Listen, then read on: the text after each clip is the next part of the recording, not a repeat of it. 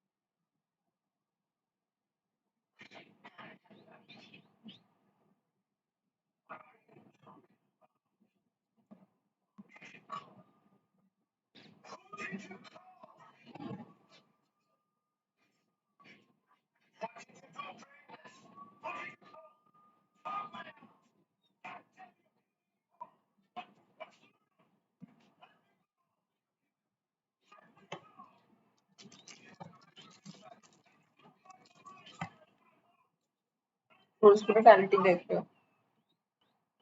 क्या है?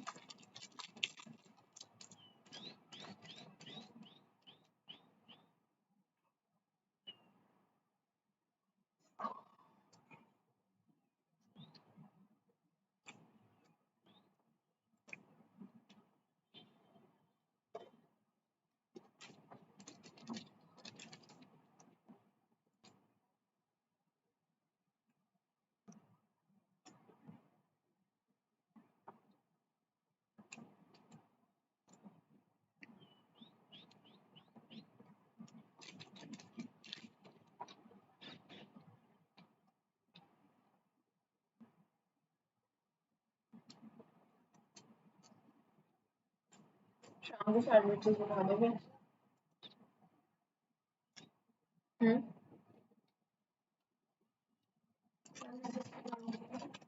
वैसे नहीं आता। नहीं, कम से कम डालते हैं।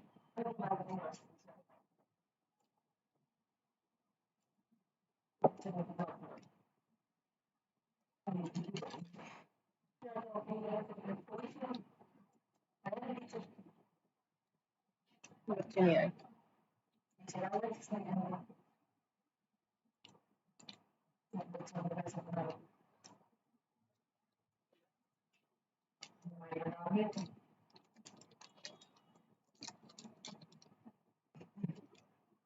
हाँ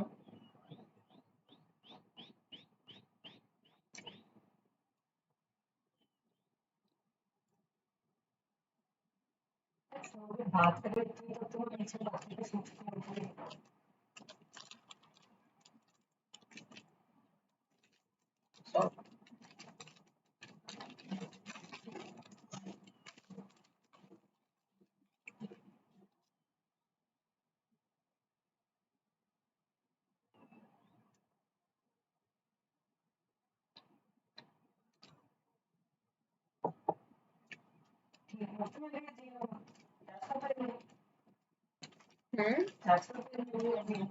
नहीं क्यों 900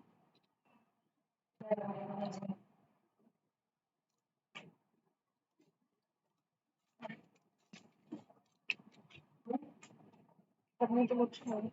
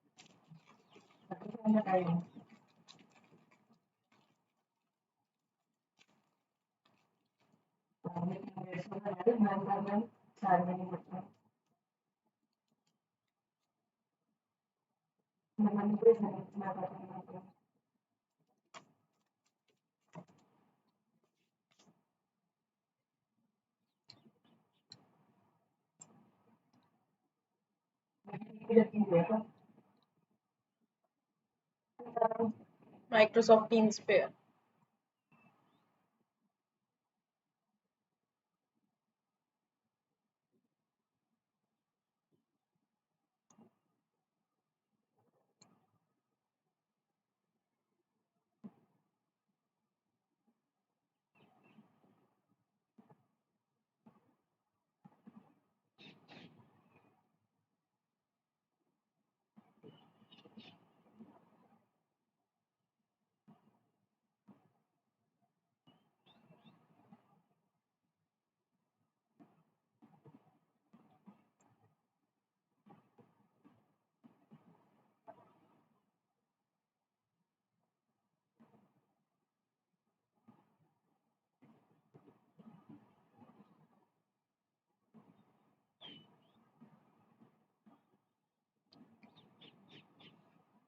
This restaurant, Swami Vivekananda sat at the same table with the professor. The professor remarked, a pig and a bird can't dine at the same table. Swami Vivekananda replied, Sir, whenever you will tell me, I am silent. क्या मम्मा sorry मैं ये talk का देख रही हूँ अभी।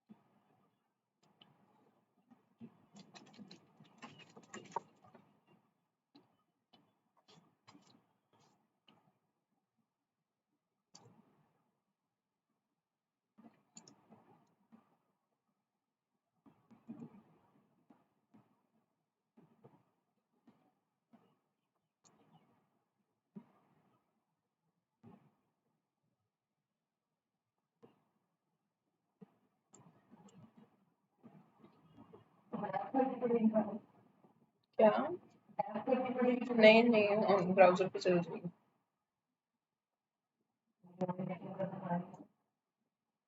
हम्म। Join meeting करने को आई नहीं ना। First you have to download the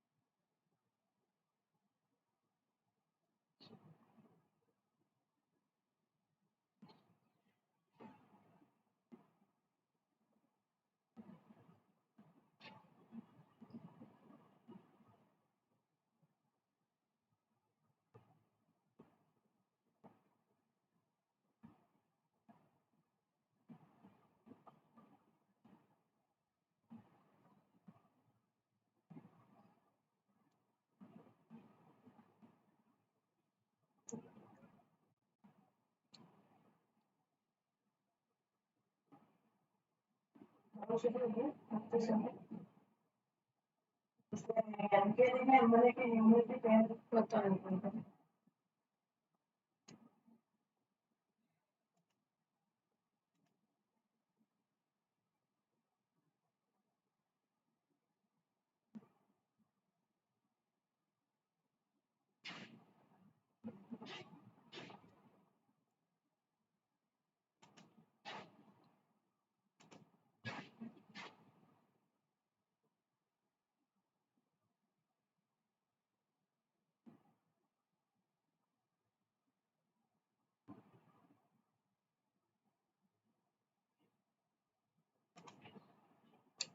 There are some viewers on YouTube stream as well. I guess we can start by 5:35.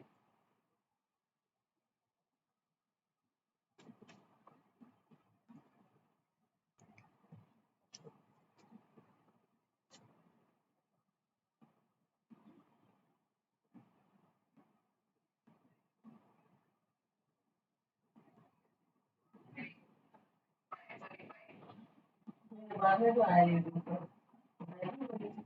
भाई भी बोल रही थी थोड़ा सा लैग है।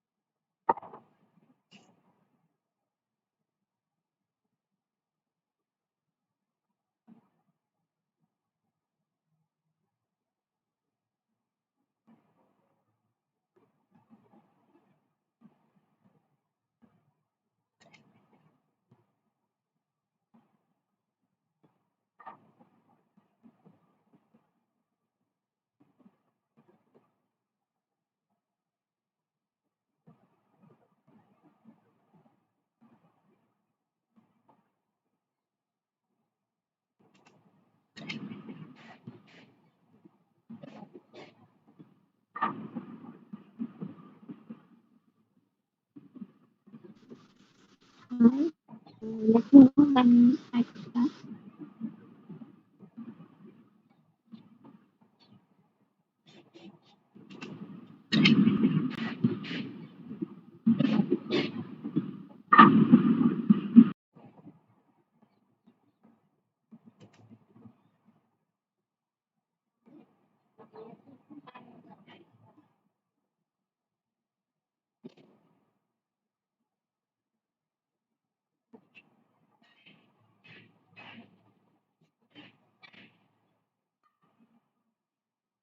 Should I start?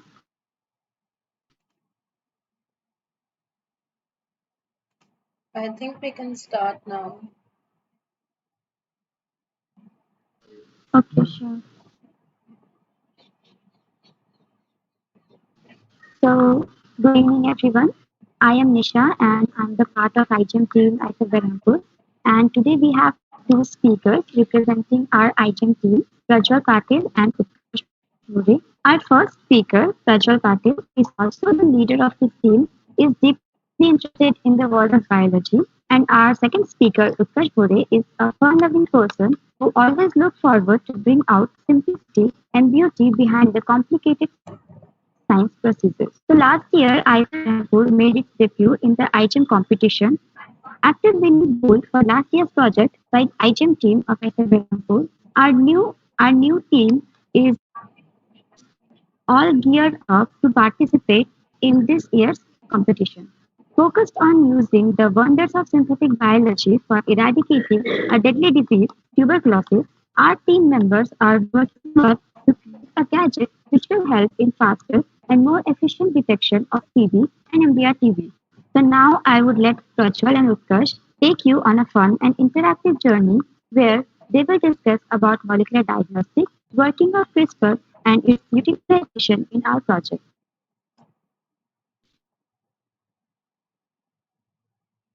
Prajwal, you can start sharing your screen. Hello. Yeah, thank you for the introduction, Utkarsh. Yeah. So, hello guys. Thanks for the introduction. I am Prajwal Patil, team leader of team iGEM IISER Berhampur. I am here with one of my teammates, Utkarsh. Today we are going to discuss about future of diagnostics uh, via molecular approach. Next slide.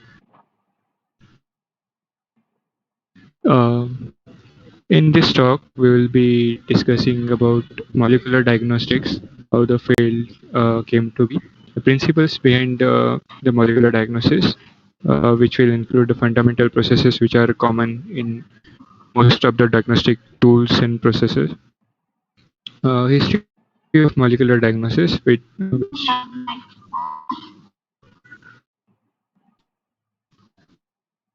okay, history of molecular diagnosis. Then we will talk about molecular tools. These includes two of the molecular tools: restriction fragment length polymorphism, which is a old tool, recent old tool, and then CRISPR CRISPR-Cas system, which is a recent tool. Then we will talk about our project CODEM. Next. Sorry. Most of us might be familiar with what I diagnosis think we means. can start now. Hello. Yeah. Okay. So, when Prajwal, you can continue. I guess there is some background. Okay. Yeah. So most of us here might know what diagnosis means. It is the process of determining the disease or conditions pertaining to the patient's signs and symptoms. So any of us have watched Amazon Prime show called House MD. So it focuses on diagnostics. It is a medical drama that focuses on diagnosis. So anyway, molecular diagnostics, as its name suggests, is just using molecular tools and techniques to diagnose the disease. Next slide.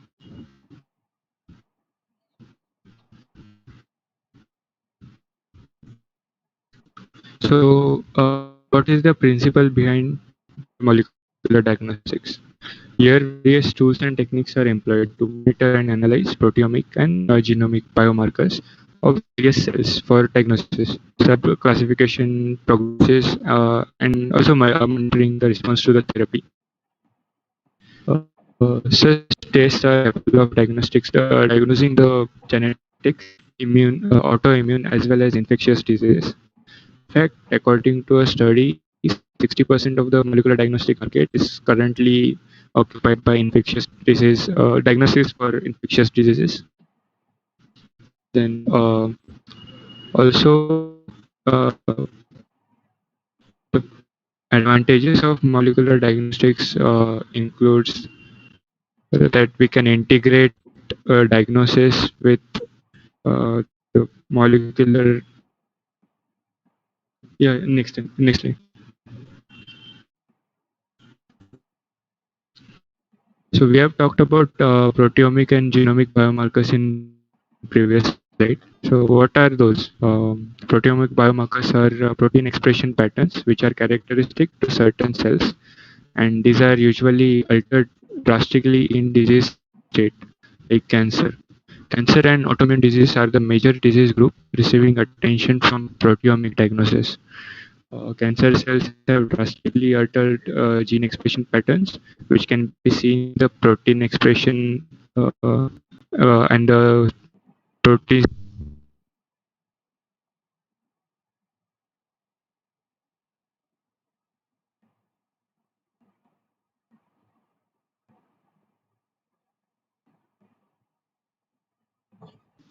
Prajwal, I guess your voice is not coming. Could you check your connection? Uh, Yeah, now you're audible. yeah. So should I repeat?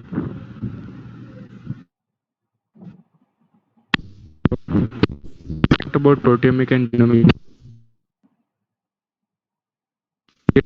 markers specific to certain cells, and these are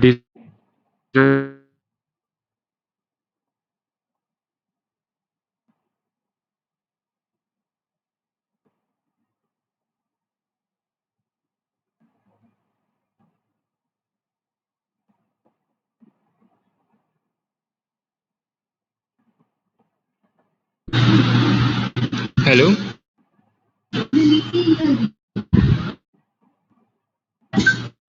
Am I audible now? Yes. Okay. So the elevated or depressed amount of certain proteins in blood can potentially indicate onset of cancer well before biopsy can confirm. To detect these proteins and their composition, tools like ELSA, FRED, mass spec are used. Uh, we will see some of them later in later slides. Oh wait, screen is not visible. Utkarsh?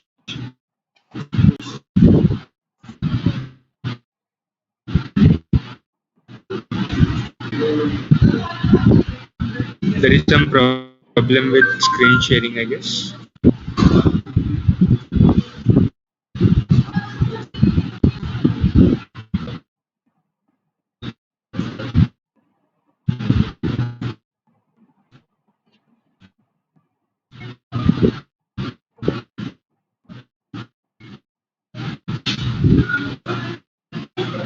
Okay. So now we will talk about the history of molecular diagnosis. So the foundation of molecular diagnostics was set up by Linus Pauling in 1949. In his paper called Sickle Cell Anemia Molecular Disease, Pauling and his co-workers described sickle cell anemia as a molecular disease based on their identification of an amino acid substitution that changed the structure of hemoglobin, causing it to look like a sickle and carry oxygen inefficiently. Identification of the cause of this disease at the molecular level allowed the scientists to consider the possibility of knowing the cause at protein and then at the gene level, thus revolutionizing the way we see diagnostics. Next slide.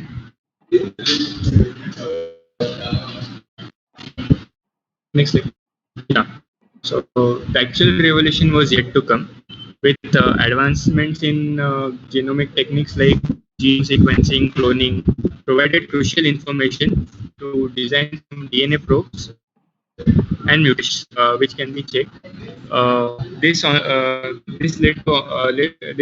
the onset of developments of tools like DNA hybridization, southern blots, sequence analysis, etc., which were able to analyze the genes and the mutations, and thereby uh, identifying the genetic or genetic disease or even the infectious disease at sometimes.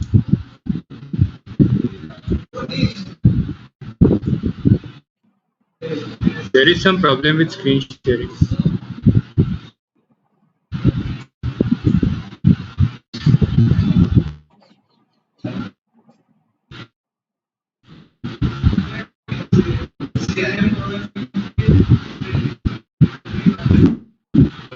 Yeah, so this will eventually lead to more sophisticated. No, previously.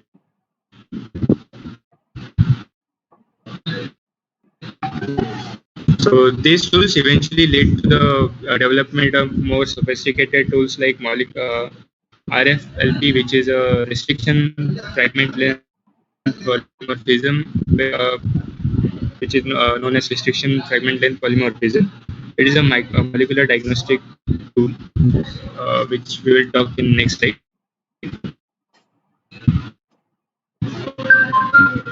So RFLP, also known as restriction fragment length polymorphism, uh, is the technique which was developed in late 80s.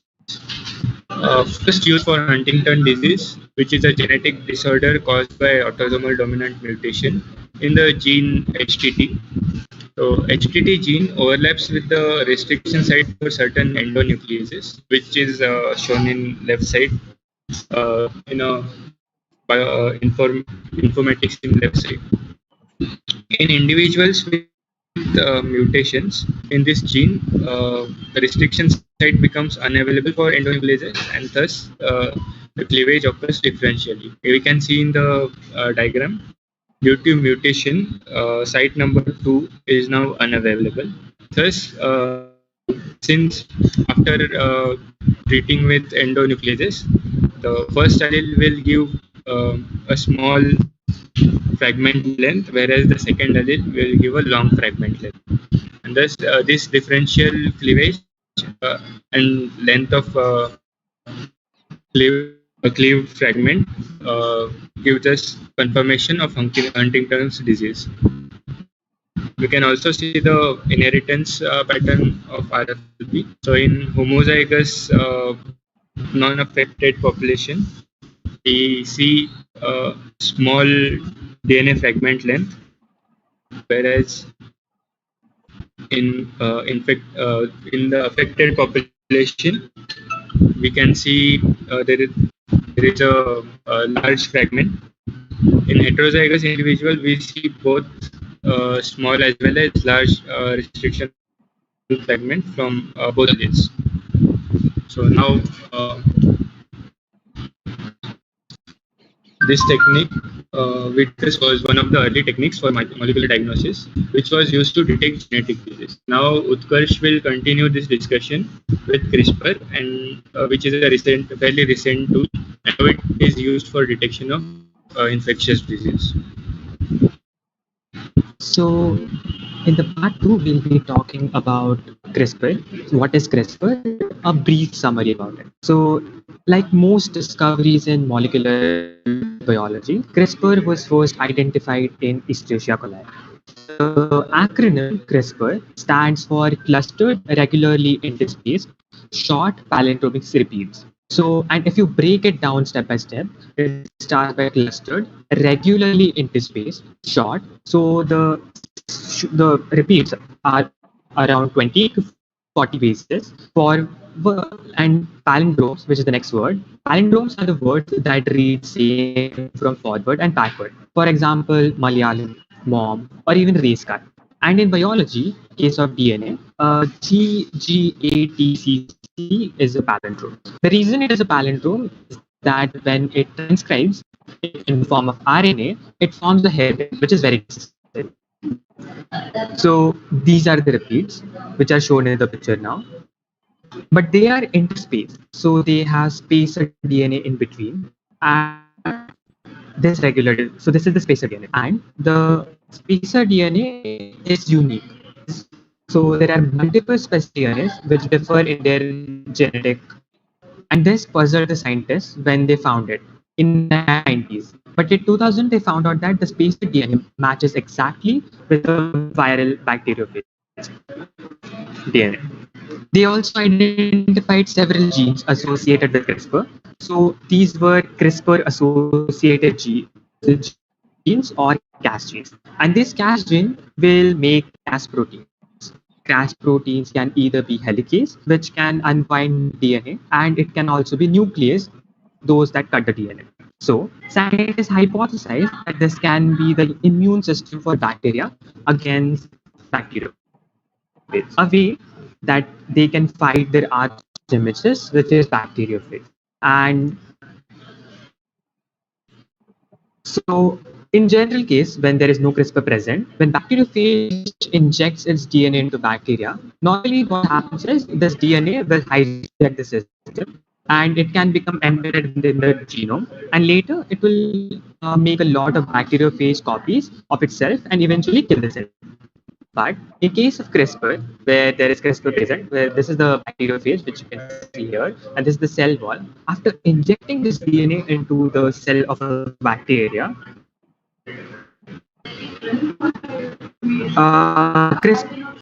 injecting bacteria. So in this case, there is a CRISPR present there. So this CRISPR system is going to make a protein, which is Cas14, and after translation, it will also make a DNA, which is cRDNA, which is called a CRISPR DNA, which fits in this Cas protein. And this together is a way to fight this viral DNA. What it does is it cuts the viral DNA before the infection ever starts. So bacteriophage, it injects the DNA into bacterial cells, and cRDNA, which is the CRISPR DNA, it recognizes this virus DNA and it cleaves the DNA, inactivating it. And in this way, CRISPR helps bacteria to fight viruses.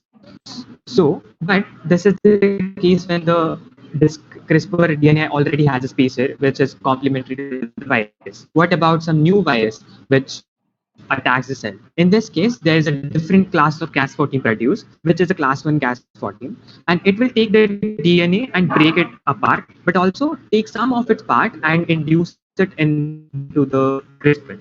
So now, this purple region, if you can see, this is the new space which is there. So in the next infection, next cycle of the infection, this bacteriophage DNA will be destroyed.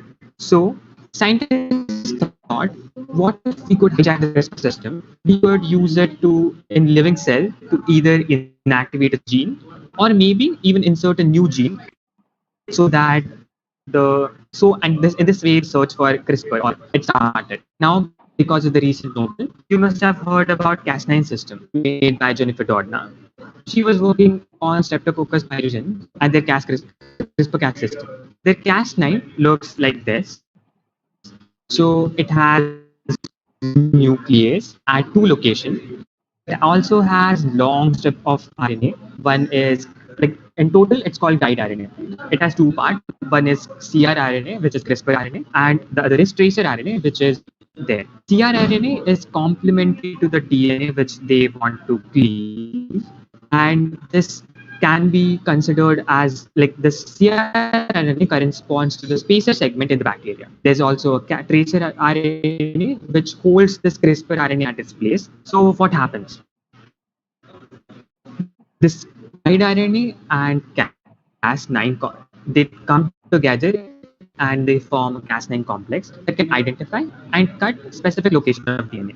First, Cas9 has to locate and bind to a common sequence to the genome, which is called a PAM, which is protospacer adjacent motif. Once the PAM is located and this Cas is bound to the PAM, the guide RNA unbinds the part of the DNA helix, and the RNA which is designed to match and bind to the particular sequence in DNA. Once it finds the correct sequence, Cas9 can cut the DNA. It causes a double-stranded break.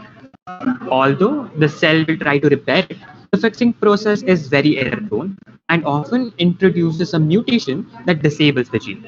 This makes CRISPR a very good tool for knocking out specific genes. But making out double-stranded DNA is not all CRISPR can do. Some researchers deactivated this nuclease domain in Cas9 and added different protein.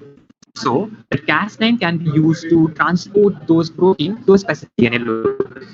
One example of this can be considered as when Cas9 is fused with an enzyme, deaminase, which can mutate specific DNA bases. It can replace cytidine with thymidine. And this kind of precise gene editing can help you turn mutation into a healthy version of gene or introduce a soft codon to a specific place. This can help us to create incurable diseases. CRISPR, there are so now what happened? This is Cas9 is one kind of Cas protein. They did a directed evolution where they tried to mutate and find out the best Cas there are in other bacteria and other cells and all. They found out Cas12, Cas13, Cas14. There are various Cas present now. CRISPR has already changed the face of research, and the new ideas that are coming shows that this can be just a tip of the iceberg that we need to explore. Now I'll move on to the second question, which like second portion of the talk, which is how I'm using Cas in our project. So the brief summary of CODEM. CODEM is the name of our project, which stands for Cas Optimized Device for MDR-TB detection. And before I tell you how are we using Cas in our system, I'll tell you brief about what our project is and why are we doing this. So tuberculosis, TB, is an infectious disease caused by Mycobacterium tuberculosis. There are different variants of TB. One is multi-drug resistant TB, and there are extensively drug resistant TB. MDR-TB is resistant to two of the most important TB drugs, isoniazid and rifampicin. And this happens due to mutation in certain genes. Mutation in CAT-G results in isoniazid resistance, and mutation in RPOB results in rifampicin resistance.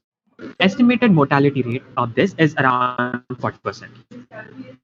So in 2018, WHO found out that MDR-TB has 206,030 cases which were resistant to rifampicin and isoniazid. And MDR-TB had 1,24,000 cases in India, which is the second highest in the world after China. But 56% of this estimated MDR-TB patients were undiagnosed due to lack of facility. So, what happened to the current system which is present? Culture methods are there for detection of MDR-TB, but they take a lot of time, in weeks. And molecular methods, they balance out the time, but are very expensive. And in low-income country like India, it's not possible for these methods to be present everywhere. So, lack of availability of MDR-TB tests at ground level causes loss of time for treatment, which results in very increased mortality rate. So keeping all these points in our mind, we proposed a rapid diagnostic kit for MDR-TB detection, which I'll explain in the consecutive slides. And we hope that this rapid molecular diagnostic kit will be a cost-effective, sensitive, and a reliable way to detect MDR-TB. This will be the general workflow of a system. First, we'll treat it with lab, convert it to single stranded DNA form, then treat it with Cas14 and single guide RNA complex, and then we'll detect it using a fluorescence detector. In the first step, we'll be extracting the DNA from the Mycobacterium tuberculosis, and we wanted to use a non-invasive method for a detection kit. So we'll be taking sputum sample, and taking sputum sample decreases the sensitivity. So to increase sensitivity, we'll be amplifying it using isothermal amplification. We chose isothermal amplification because it needs minimal setup, just a water bath or dry bath. It also removes the need for thermal cycler, and thermal cycler is a costly equipment which will reduce the cost of our kit. LAMP also gives a greater yield, and in our lab, the target will be TB specific genes, so that, and also after, if the amplification is done, so if primer recognizes this TB specific gene, there will be amplification. And if amplification is done, there will be a phenol mediated color change. So there will be a pH dependent color change, and this will confirm the presence of TB in our sample. In the next step, we'll be converting this LAMP product into single stranded DNA form. And we are doing this because our Cas protein, which is Cas14, needs it to be in single stranded form. We chose Cas14 because it doesn't need PAM sequence. As I explained earlier, Cas needs a PAM sequence to bind so that it can do its work. Here, Cas14 doesn't need this PAM sequence. And Cas14 is also a smaller and cheaper protein, because of which it will also decrease the cost of our kit. After we get the LAMP product, we'll be converting into single stranded form. And for that, we'll be using phosphorothioate primers. So what this phosphorothioate primers does is, in phosphodiester bond, they modify oxygen to sulfur. So there will be a strand where phosphodiester bond will have sulfur instead of oxygen. And this gives them protection against E7 exonuclease. So if you treat the DNA with E7 exonuclease, the modified strand won't be degraded, unmodified strand will be degraded, and this will give us a single stranded DNA as a product. After that, we get a single stranded DNA as a product. We'll be treating it with Cas14 guide RNA and fluorophore. In our case, the RNA are targeted to the specific mutation. So if there's a mutation present, there will be a perfect binding between DNA and guide RNA, and there will be an activation of non-specific cleavage. So fluorophore and quencher pair are there, which is connected to a DNA, and this is a non-specific cleavage. So the Cas14 cut the fluorophore quencher pair, separating fluorophore and quencher, and because of this, there will be a fluorescence emission. So if there is no mutation present, there will be mismatch and no fluorescence will be produced. So if there is a presence of mutation, there will be fluorescence and we'll get positive results. So this is the general work of a system. We'll first extract the DNA from Mycobacterium tuberculosis, amplify it to increase the sensitivity, we'll amplify it using lab amplification, then convert it into single-stranded DNA form, and there will be mutation detection by Cas14 complex. And the fluorescence generated will be detected using a mobile phone based system. We chose a mobile phone based system because in low income country like India, computer setups are costly and it's not present everywhere. Mobile phone, on the other hand, is present at most of the places. So this is how our hardware will look like. It has 488 nanometer laser. It has an illumination lens. Mirrors are there to decrease or increase sensitivity, increase the intensity of light. Then there is aperture. There's a sample chamber where we put our sample, an imaging lens, and an emission filter. Emission filter is there to remove all the unwanted wavelengths of light that we don't want. And then there will be a phone, which will be there to detect the presence of fluorescence on that. So what will happen in the phone is there will be what they call it. So when you want to take the picture, the phone will capture the picture and convert into a grayscale image, which is a black and white image. We'll crop the section which we want to be detected, and the number of pixels will resemble the amount of fluorescence produced. So if the fluorescence is produced, our phone will give out a readout in the case of pixels, and in this way we'll find out if there is the presence of fluorescence or not. So we thank our sponsors, which is RD, like City of iGEM, IISER Berhampur. Snapbeam, they provided us with softwares. New England Biowork, they gave us reagents, and ChainScript, they gave us a grant which we are using to work on our project. This is our team, which is Team IISER Berhampur. And these are our PI. We thank them for their constant support and motivation. Thank you. And we also thank Inventa for giving us an opportunity to talk here. Thank you. In case you have any questions, please.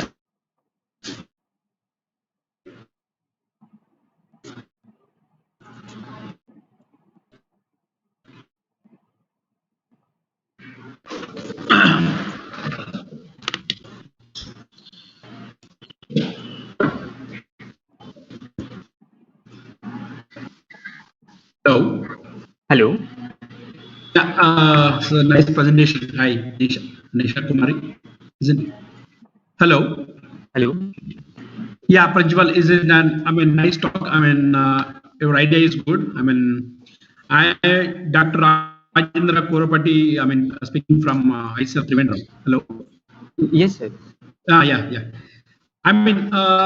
Your idea is good that you want to minimize the time and you want to go for the rapid testing of tuberculosis. But how much time you need for this proposed project? To get the result. So we haven't tested we started our wet lab, but it has been halted because we couldn't get the reagents and all. But it will resume soon, so we hope to find it out soon. Lab doesn't take much time. So, sorry. Yeah. Go ahead. Yeah, please. It takes around an hour to complete the react. and then we just have to treat it with gas, and we hope it will be done around 125 hours. Okay, fine. Yeah, okay, good. And I mean, is it a mobile? I mean, you can move the setup from one place to one place. Is it portable or it's not a? Yes, sir. It is portable, and as TB is an infectious agent, we also have like future plans to do it in certain way so that it can be a point of care device. So we will inactivate the tuberculosis while taking the sputum sample, and then we'll use this so that it can be go to remote places and work there. Yeah, exactly. If it is portable, that will be really, I mean, wonderful idea. I mean, wonderful Yes. project. Yeah. Okay. All the best. Yeah. Thank you, sir.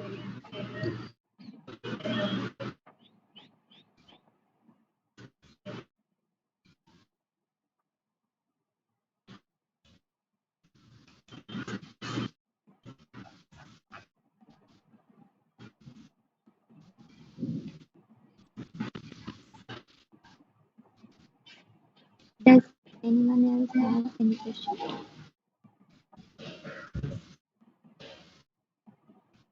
Uh, can I ask one more question? Hello. Yes, sir, sure. Yeah.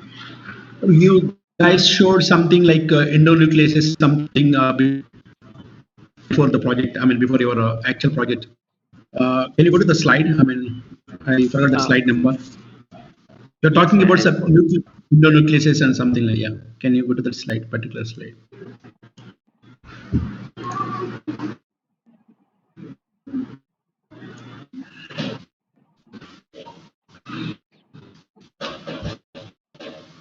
So this one. Okay. You mentioned somewhere before your proposed project, like I think in the introduction slide. Nucleases, you said about nucleus, endonucleases.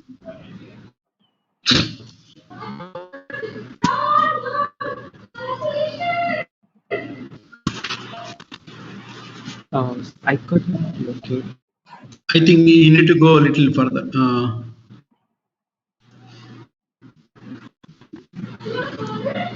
Before Sir, this. I'll browse through the slides so that you can. Yeah. Revolution. No, not here. Before. Oh, before I'll start from the first slide. Yeah, maybe before the Crispr, yeah. After this. So this is the. Yeah, here. So I didn't get what endonuclease is doing here. I mean, the third point, HET gene overlaps with the restriction sites of. Okay. So hunting the. Okay. So in this RFLP, they have this restriction. So you take the genome, general genome, and in the case of HVT, the mutation it overlaps with the restriction site. So what happens if there is a mutation there? It won't be digested, and in this way there will be difference in band produced when the gel is run. Okay. So there's so if it overlaps, there will be mutation in the case of restriction site, and because of that, it won't. The bands will be different, which will help us to detect the presence of Huntington's. Okay. Thank you for the clarification. Thank you. Thanks, sir.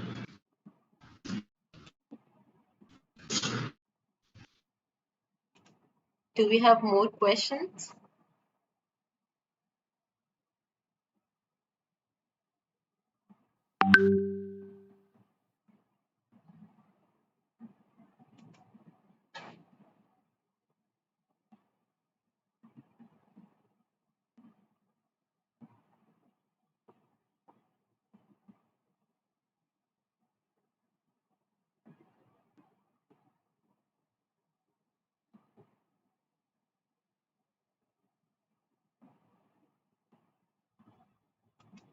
If we don't have any more questions, I think we can end the talk.